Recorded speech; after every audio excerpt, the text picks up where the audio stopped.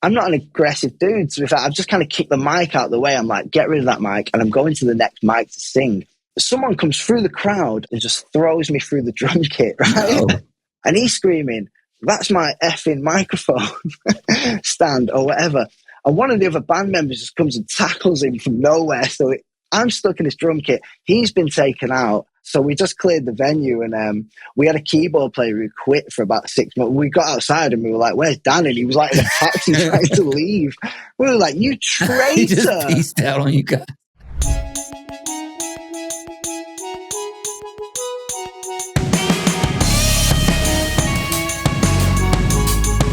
Today on Love's Music, I'm joined by Leon Kenny. He is the singer and the guitarist from the band Black Sonic Revolver. You may not have heard of them, but they have an immense following in London. Their newest album, for those in the know, is an absolute banger from front to back. I loved it. So up next, all the way from his underground studio in London, we have Leon Kenny.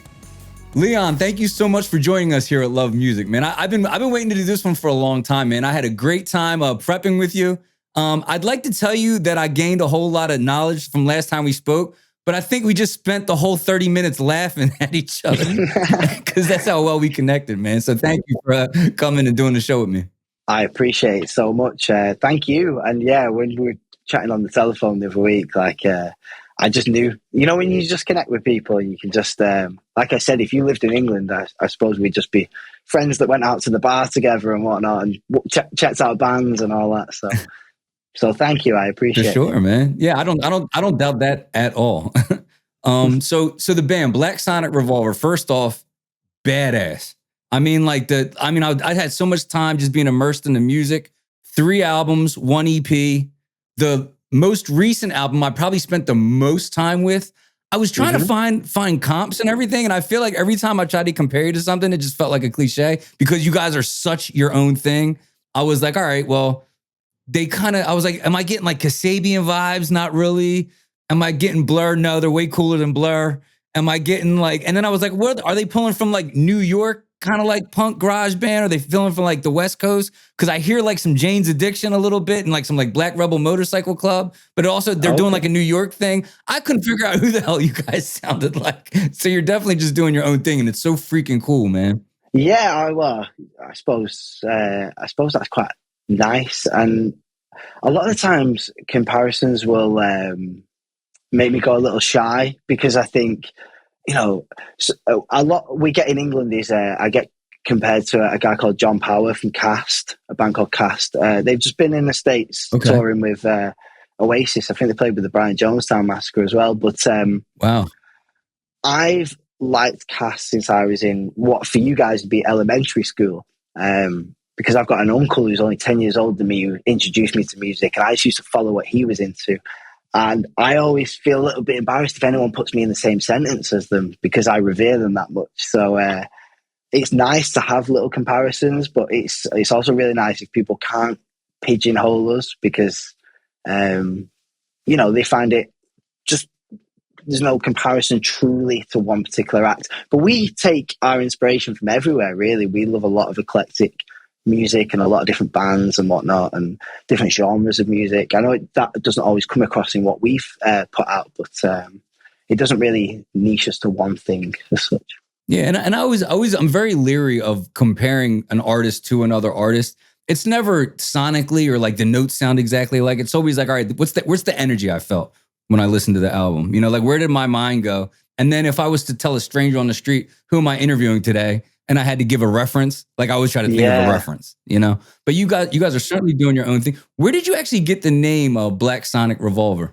Well, it's a vinyl record, but the nucleus of it came. My cousin's a teacher, and there was a kid whose nickname was Sonic, and that's all he wanted to be referred to by the teachers. So whatever his name was, they would call him, and he'd ignore the teachers, and then he'd say to him, "You refer to me as Sonic." And they'd kick him out of the class, and I thought, I'm having that. So, and I kind of wanted, a unique band name. I thought I don't want to Google Black Sonic Revolver and find that there's a band in Portland, Oregon, who have already beat me to it. You find a little bit of that going on if you're like, the tabletops or something. You find someone's already done it.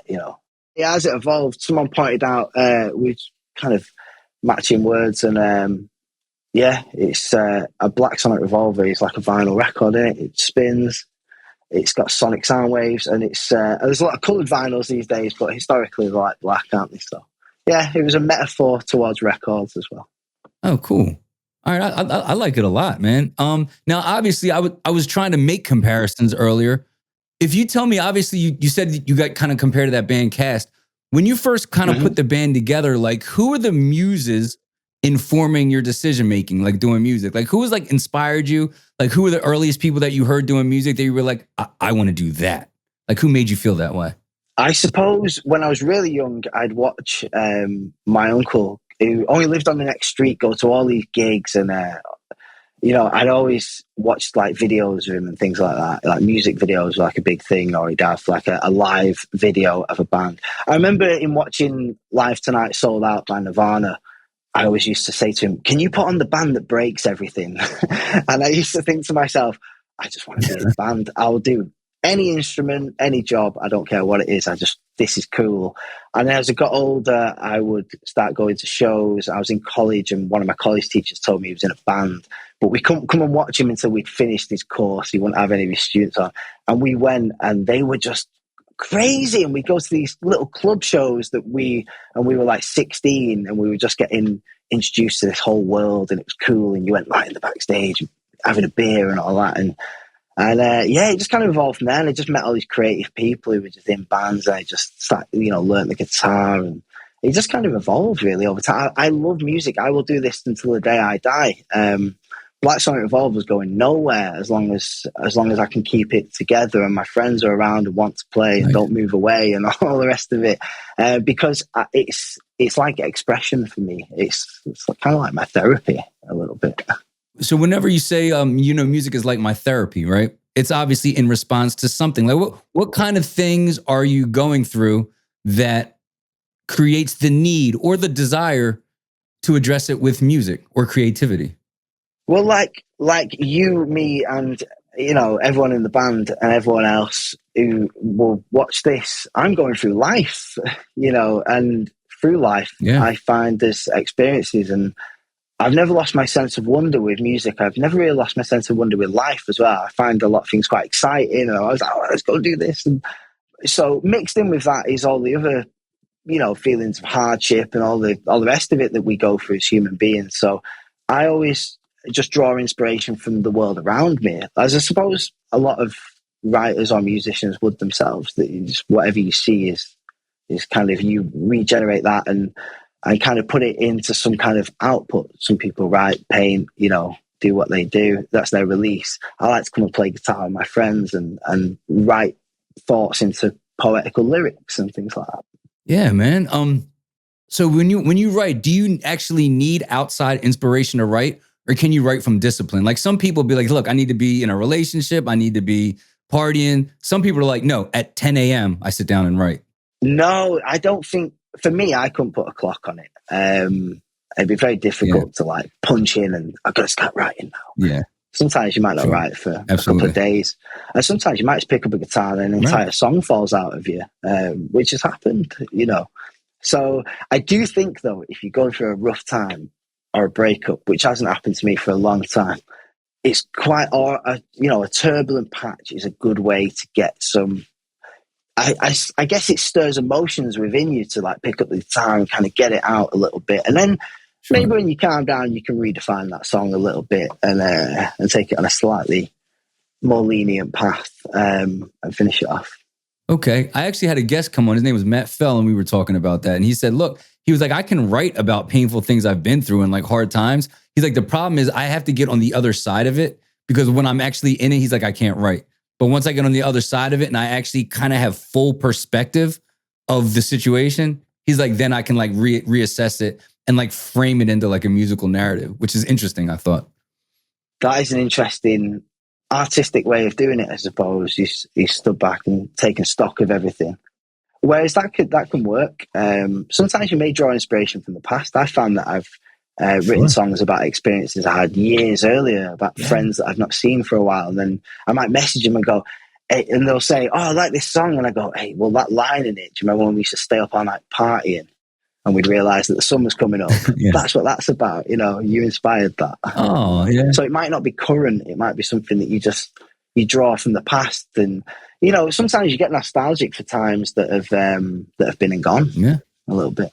Yeah, man. Yeah. It's like I find myself doing that too. Like I can write a song about something that happened a while ago and then kind of like draw from that memory. That memory ends up being kind of subjective. And I think it's easier if it's a long time ago because then I can kind of frame the narrative. If it's something that happened recently, I have to make it like so true to life. It kind of puts myself in a box a little bit. So put these three things in order of what you like to do most, right? Writing, recording, performing. Ooh, that's a difficult one. I've always loved performing. I love connecting with people. I often ask if people are coming to the show or anything like that. I'll often say, you know, if you've got a song, because we've got a couple of albums that you want us to play, drop us a message. If you come into the show, say, I'd love it if you play such and such. And we often do that for people. Some people travel for miles to come and watch us, even though we're quite underground. That the people that we've connected with are like, they're like part of the gang, you know. So we'll do that. So performing is great because I get to go out and drink a load of free booze and see a lot of cool people and watch my friends play who will also be on the bill or whatever, or other bands that I've not yet discovered, and they'll play and we'll obviously, they're going, wow, these guys are great. We need to play with these again.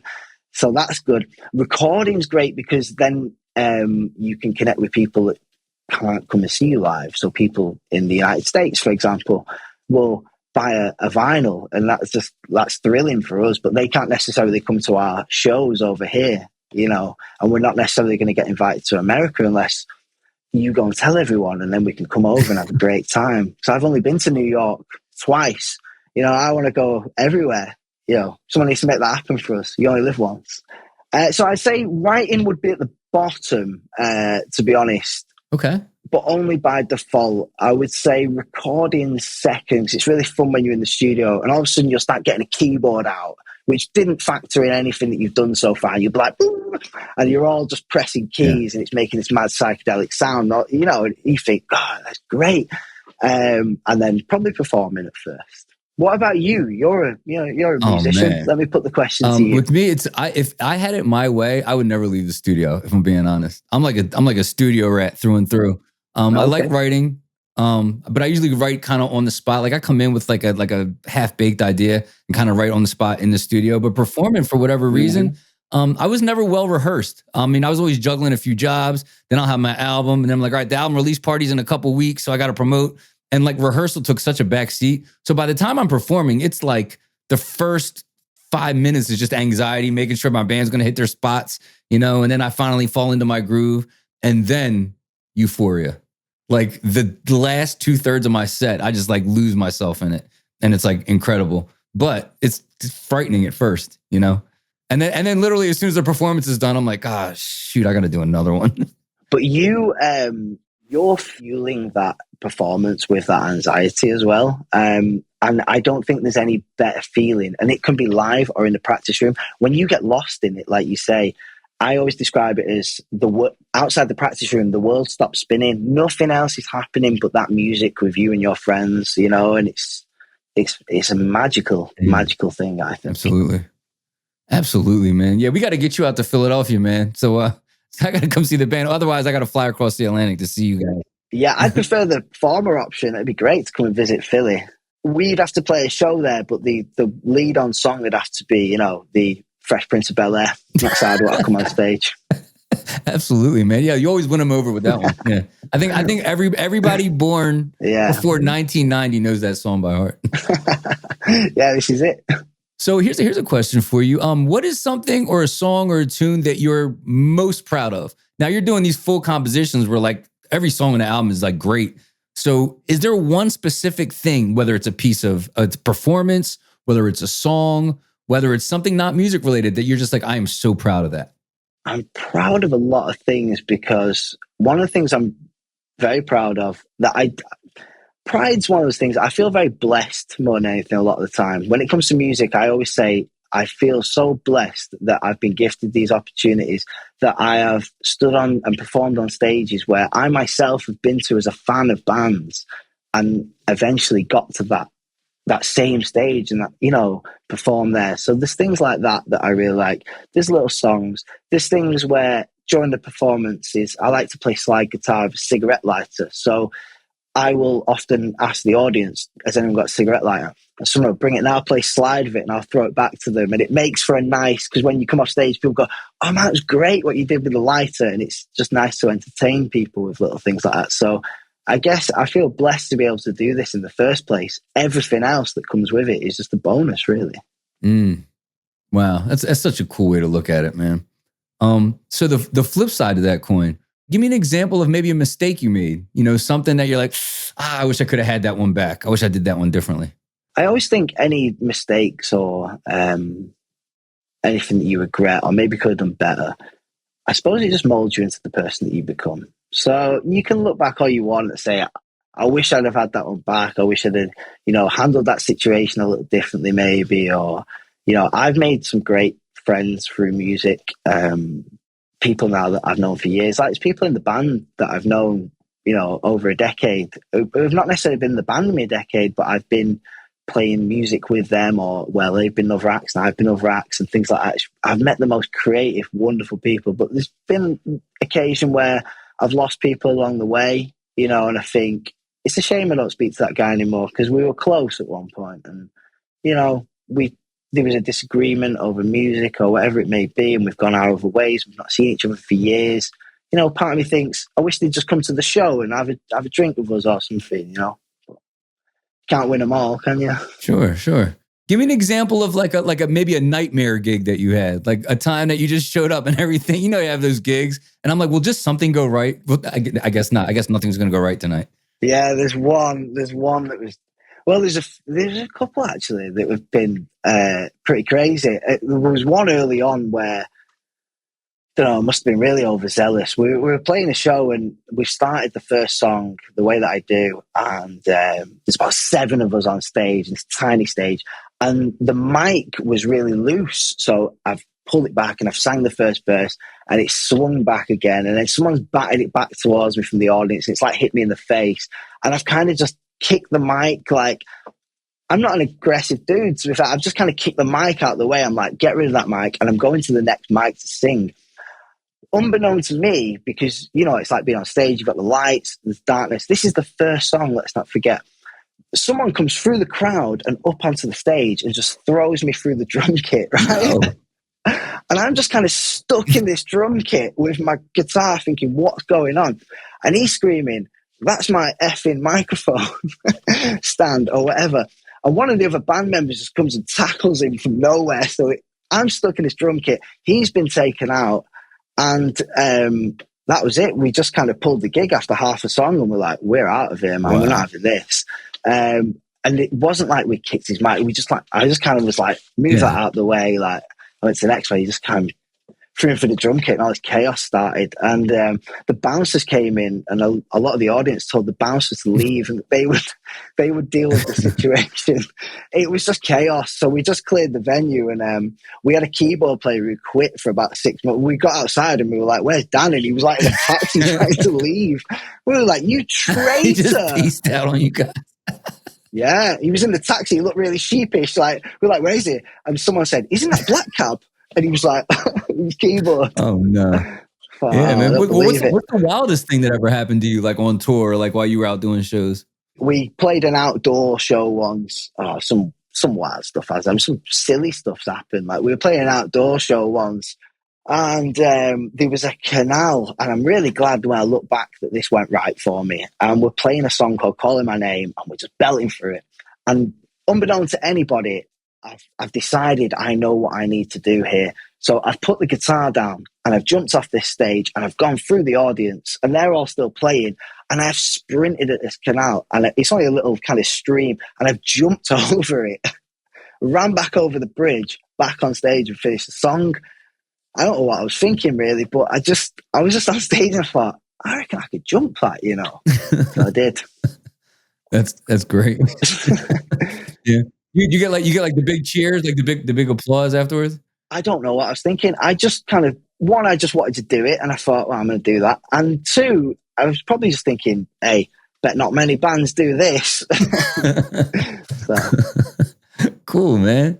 So what would success look like for you in the short term and in the long term? Like, what would you want to accomplish, say, by the end of the year, next 3 months? And then what would you want to accomplish, say, in the next 3 years? So now we've got this little setup here, as you might be able to see behind me.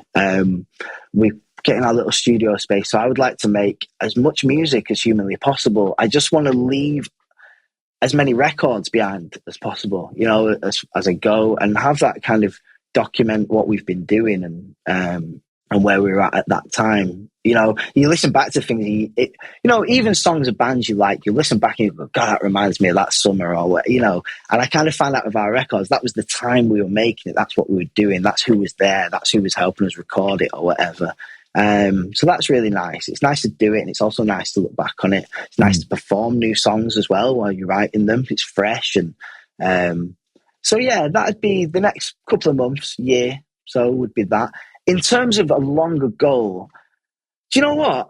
I feel like it's been a while now since we've really done a decent gig with a band we really like that we're really big fans of. Okay. I tell you, I can't really tell you actually, but I tell you, I'd love to play with is an American band called the Stevenson Ranch Davidians. Okay. They are unbelievable, and we need to get them back to the UK as soon as possible.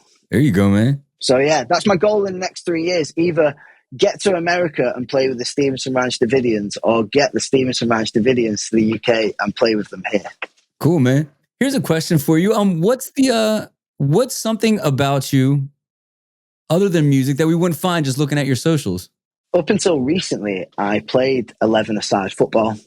Okay. But as I'm aging, I'm also slowing down a little bit. And the next season, everyone's getting younger and quicker. So I was getting too many yellow cards towards the end for foul play.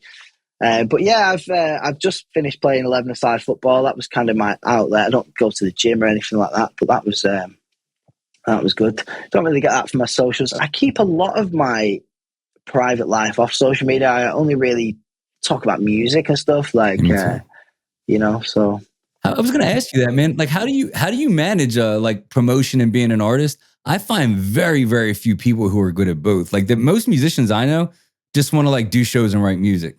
And then there's this new phenomenon where it's like, oh no, if you want any semblance of success, you have to be a content creator. Like, there's no getting around it. How do you juggle that dichotomy? So my partner, she said to me right at the start of the band, what do you want from it? And I said, look, I just want to write music, record it, perform it. And if I connect with just one person through a song that I've written or we've done or whatever, everything else will be a bonus. And she said, you don't mean that. And I said, I mean that wholeheartedly. As soon as that happens, everything else is a bonus. So I've always lived by that mantra a little bit. Of course, I want as many people to listen to our music as possible. Of course, I want to support, open for bands that we like and get around and perform for you. Of course, I want to do all that. But that was the core goal. I started with that one step and went from there. So, you know, in terms of, so that's what I was getting to. People will say, oh, you need to do like a TikTok. And I'm thinking, I'm not dancing around on TikTok trying to sell our album. I'm sorry. It's just not what I'm about.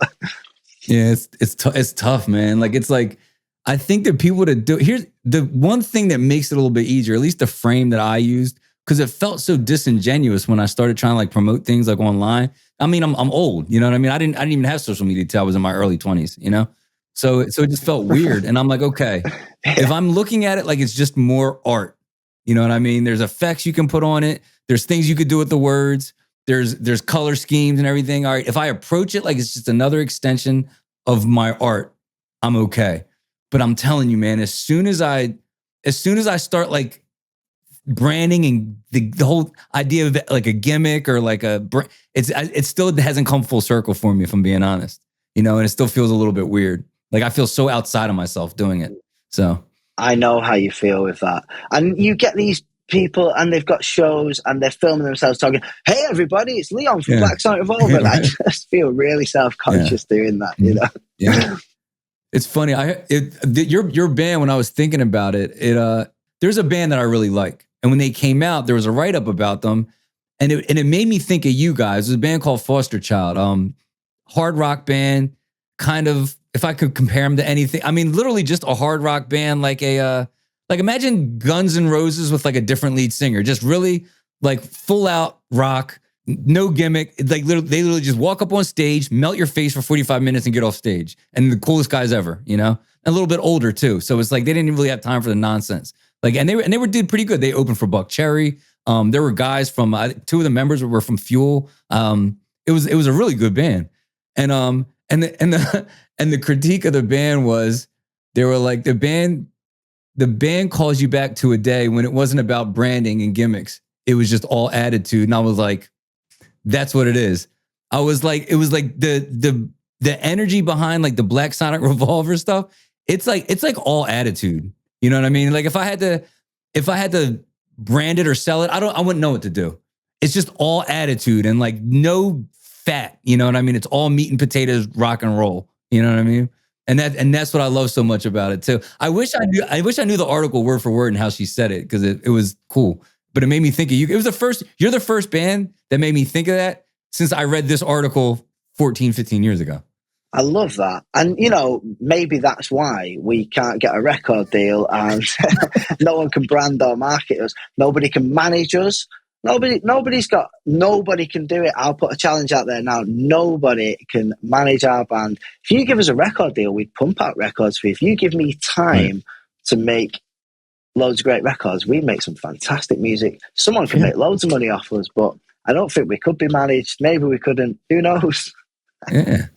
But it's nice to fall into that category. I always think that one day someone's going to be out there long after I'm gone, and they're going to find one of the albums, they're going to listen to it, and they're going to enjoy it, and they're going to go, who are, you know, and they're going to look us up and be like, man, I wish I'd have gone to one of their gigs. That'd have been cool. Dude, I do that all the time. Maybe that's the legacy. Yeah. I'll do it. I'll stumble upon a band from like 2013, and I'll be like, you mean to tell me they've been touring for 7 years? I never heard of them. And now they don't tour anymore, you know? Yeah. Well, you figure you guys have been around for 10 years. And if I didn't have that dude, somebody on Threads just told me about you.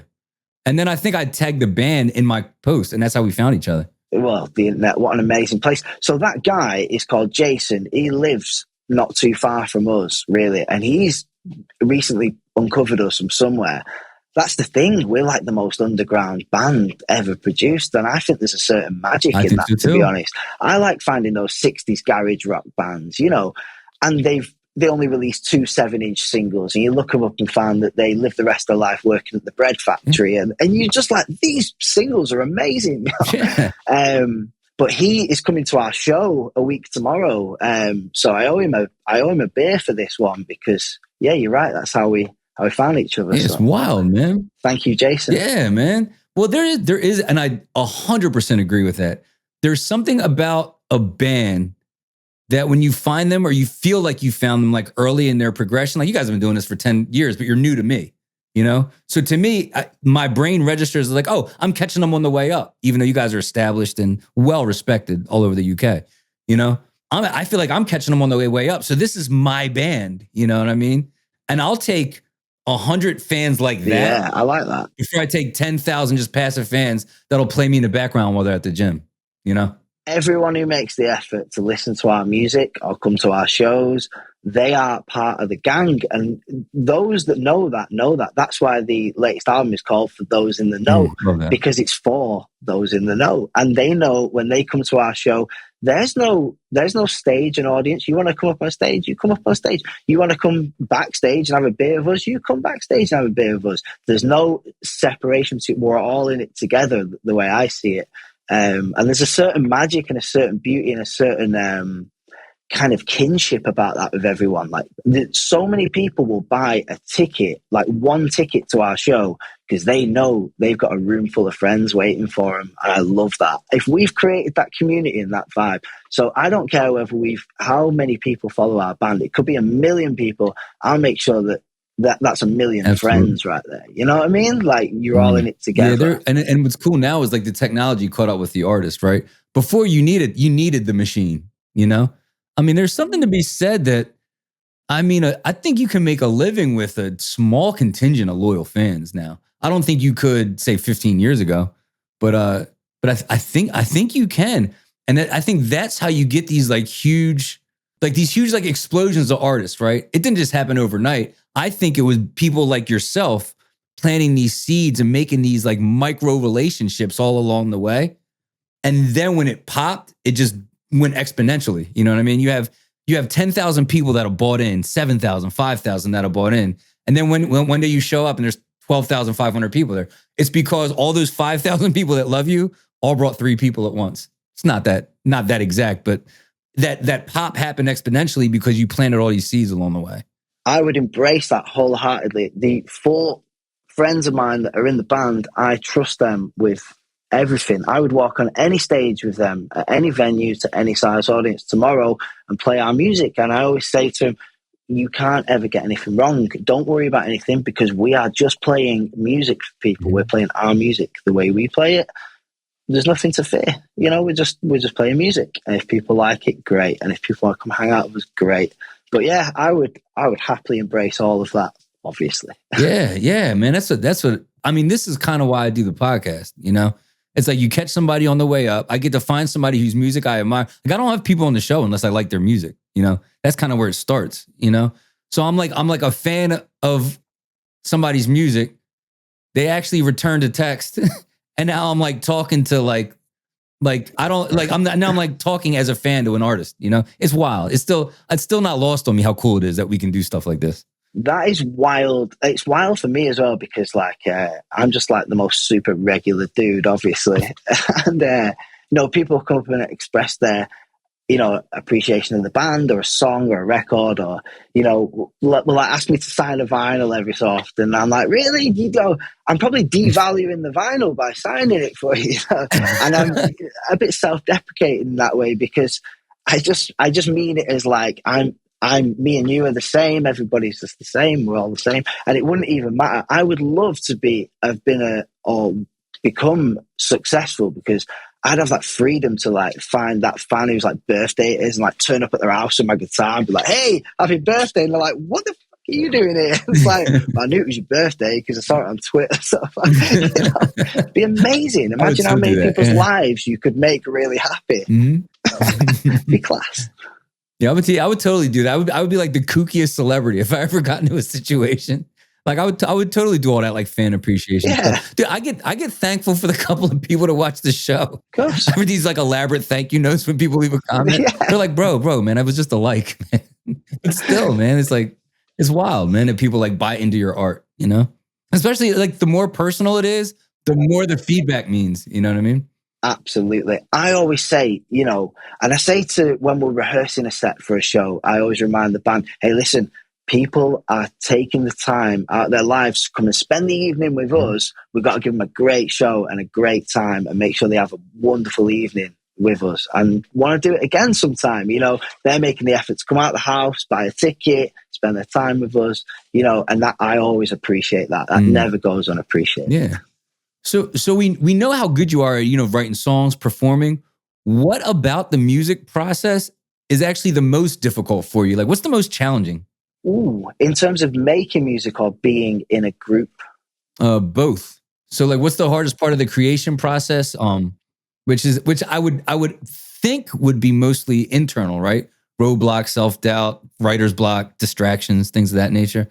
But please, you answer. That's my speculation. More so, I always feel we're very much like a live band as well. And in the past, I've often struggled to get it quite right on tape, if that makes sense. And we try various different methods. For those in the know, was recorded like live rather than to like a click track or anything like that. We're trying to capture that sound. So there's that. But I always just see that as a voyage of exploration anyway. But sometimes I feel like it's difficult to really capture the sound that you've kind of got in here, you know. And in terms of a group these days, it's just keeping up with the old WhatsApp group with it and making sure everyone's schedules align for stuff. But yeah, you know, I suppose everyone goes through every musician's in the same boat. Yeah. So, all right. So do you actually get writer's block ever? Or do you just write just by jamming or like, do you ever get like stuck on a song or anything? And if you do, how do you get out?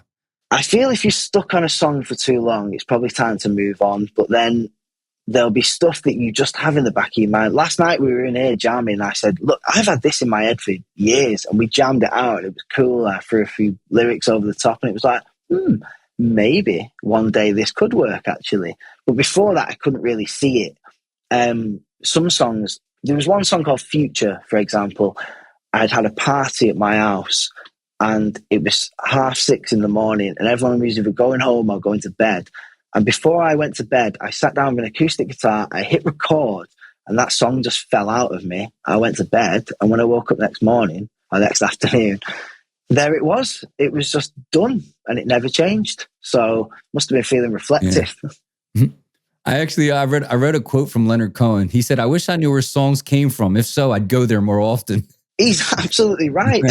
Yeah, where do those songs, the ones that fall out of you, where do they come from?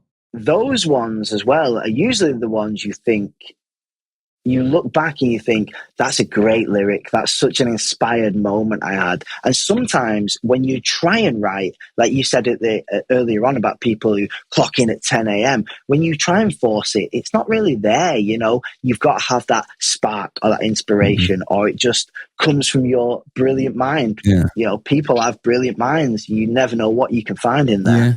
I do believe that there's like there's like potential like in the back of your mind. Like if your situation matches the tonal aesthetic you like, and you can find yourself in like almost like a flow state of writing. And like I've had maybe 5 times like that where I put my pen down on the paper and 5 minutes later there was a song there, and I'm like, oh, this is done. Not like this is the rough copy. Like this is done. Like hit record. The song's done. And it's like, of the 5 or 6 times, I think 3 of them are like my best songs. So, I mean, I think your best songs come to you. It's like you and something else in the room, call it energy, call it a spirit, call it whatever. But there's something in the room with you when that happens. Well, I think there's something to it. If you're chasing it, it's hard to catch. But if it comes to you, it's meant to be. I'll buy that. Cool, man. So I noticed with your music too, for such like in your face, harder rock, there's like an odd, not odd's not the right word, but there's certainly like a sense of like positivity like in your music. There's still somewhat of a positive message, even though it's like in your face rock, kind of hard, it's garage, you know, it's like there's attitude to it, but there's still like a positive energy there. If what would you want your listeners to take away with them when they listen to your stuff or attend the show? Well, we're positive people for a start. What would I want them to take away? I don't know. I'd want them to take away some enjoyment of it, of course. I know some people have like a favorite song, which is just, I find it incredible, really. You know, that different people have a different favorite song of our band, and we'll play it for them when they come. We have a friend actually from Carlisle called Michelle. She's great. And she'll travel down to watch us, and she always asks for one particular song called Leave It For Another Day. And we always play it. And one time at this show, we decided just to prank her a little bit by starting the song and then going into other songs. So every time we started, she was like, yeah, you know, and then we went into another song. That's great. And at the end of the show, we said, this is our last song. And she was like, yeah. And we played a different song and got off. And she said, I'm never going to watch your band again. But she knew we were just kind of joking around and we'll play it next time. Oh, that's cool. Yeah, I love all that. So whatever people take away, it's cool. That's good. Yeah, because it doesn't seem even if they hate it, they listen to it. Yeah, right. Yeah, it is like, well, you can't. It's hard to listen to passively though. I think I put it on to try to do some work, and I was like, yeah, I'm not getting any work done. I was just like, so like there's so much happening, you know, like you got to like pay attention to it. That's where I'm planning on, me and the lads are planning on taking over America next year, because what we'll do is we're just going to make the most passive la-di-da record ever. We're going to have a lot of whooping and, you know, oohs in there, you know, just people to sing along and get. Yeah. And I think it'll go down a storm over there, and I can come over and spend more time with you. Yeah, there you go. You put out a record like that, really accessible for the radio. You sandwich it in between like Taylor Swift and like Ed Sheeran. And it'll be like your songs there. Well, that'll be it. You know, we'll come over. We can play Madison Square Garden.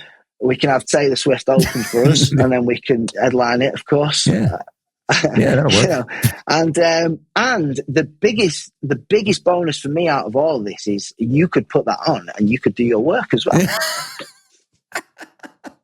That's what I was hoping for. I was hoping to find more music Yeah. I could do spreadsheets to. That's the goal. We're not a spreadsheet band. No. You know, we're I learned a that the hard way. close the laptop and, you know, Yeah.